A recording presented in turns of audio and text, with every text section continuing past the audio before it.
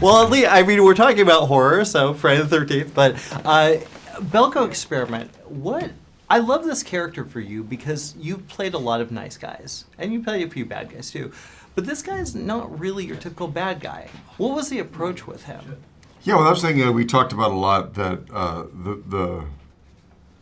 what we're trying to communicate in this movie is these are all just basically normal people caught in this horrible situation, and how does each person react? And John and I our characters have opposite reactions.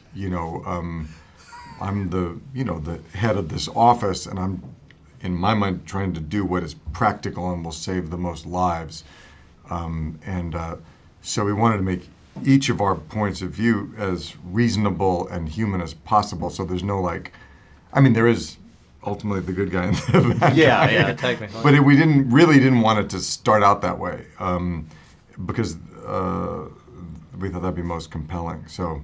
Yeah, and also it's like if you don't play it as a villain, it's more of a surprise later down the road, and you're like, oh, okay, I see where they're going. I think it's the beauty of the fact of James Gunn's writing in it is that it could just be kind of a schlocky kind of splatterfest, but at the heart of it, there's this genuine moral conundrum, and people just reacting to it the way that they see is best fit. They're genuinely being like, I'm just trying to do the right thing. And that's what's so great, I think, about the split between the characters is that, nobody is like, with the exception of maybe John McGinley. Nobody really just wants to get in there and tear it up. Everyone's just trying to do the right thing, and I feel like that's what keeps it nuanced and kind of interesting. Yeah, and even though Norris is the villain, neither one of us has the exact right. We have our sort of face-off where he's like, we will not kill anybody under any circumstances. That's not necessarily a winning strategy. No, totally. So it's what makes it interesting. Well, it's also, I gotta say, it must be fun working in the wheelhouse with a script by James Gunn and Greg at the directing you guys. Two great horror guys doing their thing. That's gotta be fun to play in. Yeah, that definitely, when I see that, on the email and the script that I got sent, that's like, oh my God, I have to read this right now because, I recognize those names immediately and all the great work that they've done, and then you read it and it's kind of like I just said, it's everything. It is part kind of like midnight movie. It is kind of like going to the drive-in and seeing some crazy kind of pulpy, wild, blood, guts, and gore thing. But then it's populated by these very real characters, these really real people, and it has that great kind of infusion of James's humor, which is this kind of sick, kind of twisted gallows humor that kind of stays in the movie throughout, even as things are getting more kind of heightened and crazy and absurd.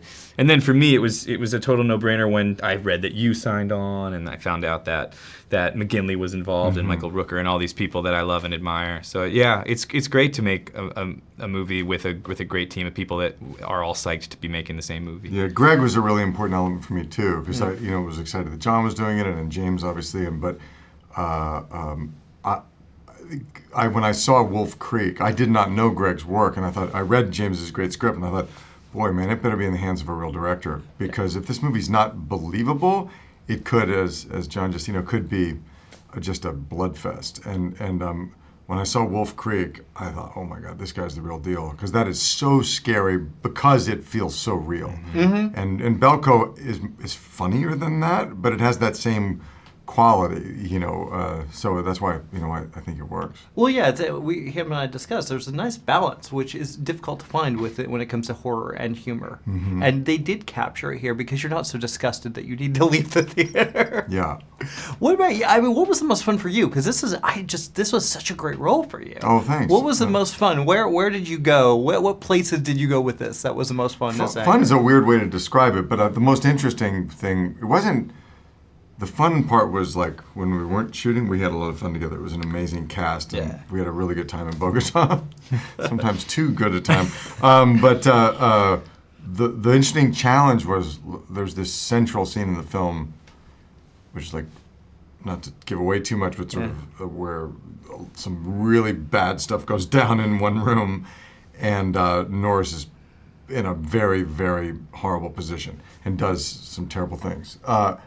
That was a very interesting challenge to humanized that. You know, there's this sort of execution scene, and I thought, man, if we can, when that happens, if you can feel how hard it is for this guy, as opposed to it being like, yeah, now we're gonna, you know, kick some butt.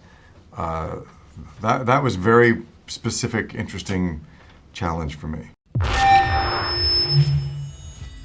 All employees, lend me your full attention.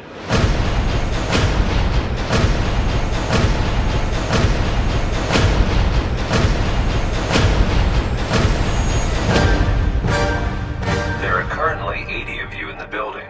In 2 hours, we want 30 of you dead.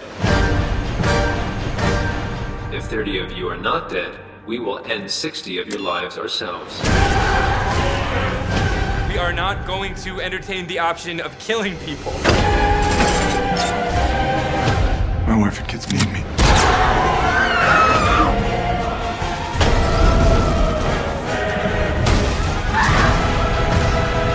At the end of the day, people are out for themselves.